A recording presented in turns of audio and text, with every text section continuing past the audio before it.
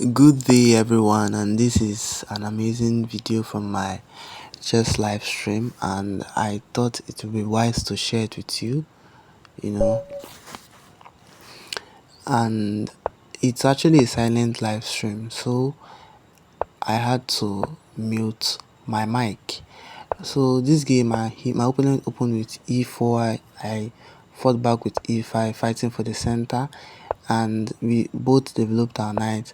And I went for this, tricky bishop move. If he took back and feels that he has captured a pawn, I will just threaten a checkmate and win back my pawn. But that didn't happen. He castled, and I prevented his bishop from pinning my knight to my queen. That is actually a prophylactic move, and he took some space, threatening to trap my bishop.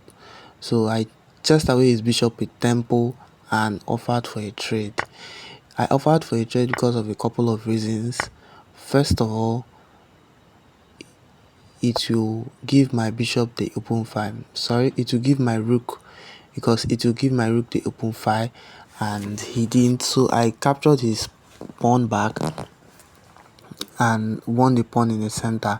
Note, I'm a pawn up, and I thought of going back, but then he will just simply attack my knight's nest, and he'll be getting a lot of tempos while attacking my pieces. So I thought of sacrificing my knight. Not really a sacrifice, an exchange. You can call it an imbalance. And the moment he took, I had to capture back with my bishop, and he took. And I saw that his knight is pinned to his king, so thinking of that, moving my queen will be better. Next, if he ignores the threat, I'll just win the knight. So he saw it and moved it back, and I decided to just develop. The engine actually said pushing was better at this moment, but I wanted to push twice in a row, but that didn't work because he now blocked that square with his bishop.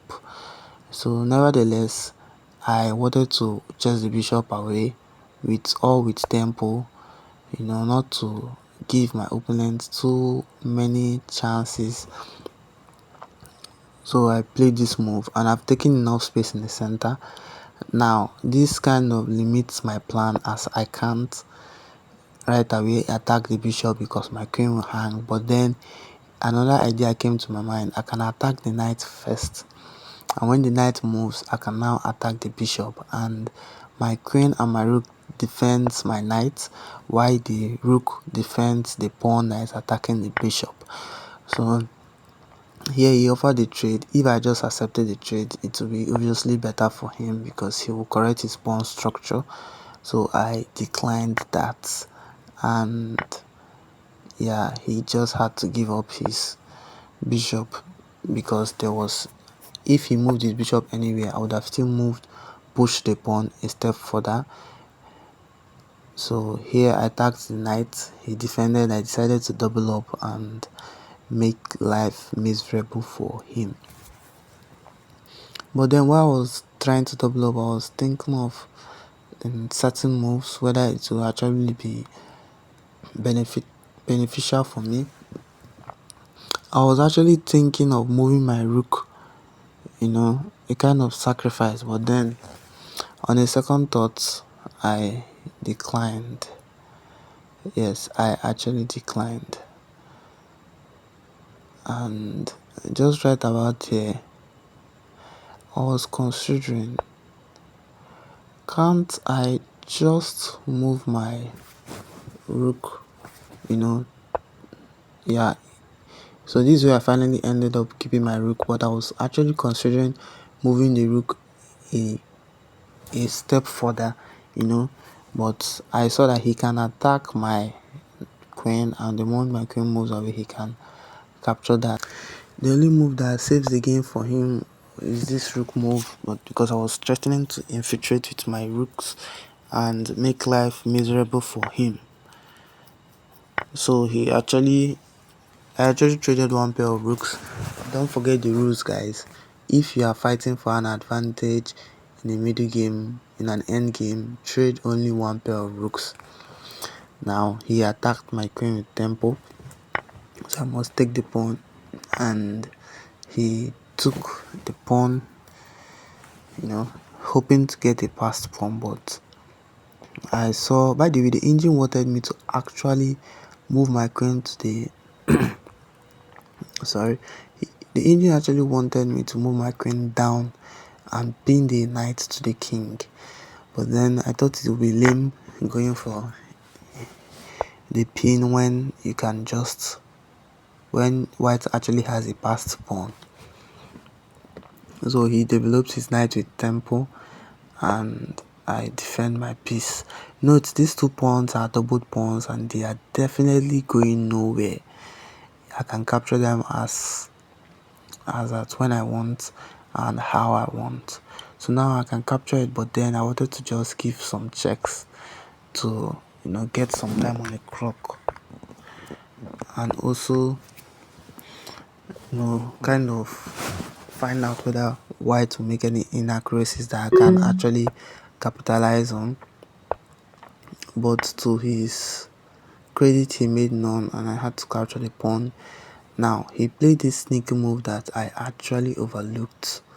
I thought it was actually a normal move, but little did I know that it had intent. That is this knight move. And when he played the move, I was like, oh, I can just capture another pawn. I can also,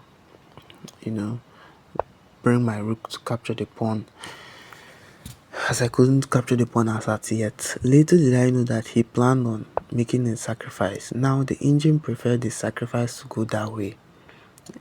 The engine preferred the knight to capture the pawn on the left rather than on the pawn on the right, but all of them still losing and do not bring any valuable results. So he actually gave me checks and I was low on time, so I was trying my best not to flag and the rest, and I was also trying my best not to repeat moves. So it was at this moment that he gave this check and I had to move. If he captured, I'll be free from the checks. Then he gave another check and I moved here, and I was temporarily free from the checks after this move. Yes, after this move, and I moved my king out. Now white is posed with a series of questions, and I gave a check and defended my game. Now I captured this pawn with my rook, and there was something that white missed here. Please tell me in the comment section how you can win the rook back. Please like, share and subscribe.